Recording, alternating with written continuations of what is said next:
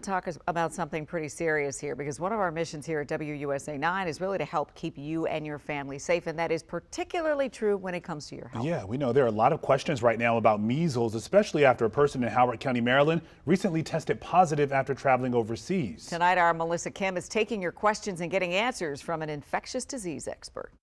I took all of your questions about measles to Dr. Aaron Millstone, who is a pediatric infectious diseases specialist at the Johns Hopkins Children's Center in Baltimore. First and foremost, he stressed the importance of getting your kids vaccinated. But first question, if I already got vaccinated as a kid, do I need another one or a booster? People that have been vaccinated don't need a booster. We don't think some infections, we need a booster to kind of like waken up our immune system again.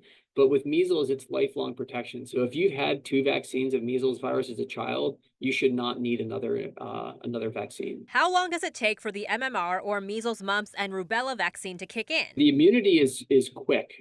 We can use vaccine as a strategy to protect people after exposure, because once you get the injection, your antibodies will start being produced over the next couple of days.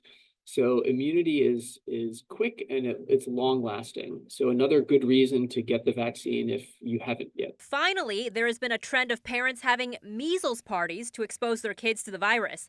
Dr. Millstone says this is a very bad idea. Kids die from measles. Like we've seen that in Texas. So before people go and have a measles party, I think they should educate themselves about what are the terrible complications of measles. It's not just death is obviously the worst, but some kids get really bad encephalopathy or brain swelling. Measles also is known to wipe out your immunity. So if you get a measles infection, it kills a lot of the cells in your body that protect you against other infections, making you more susceptible to other infections after.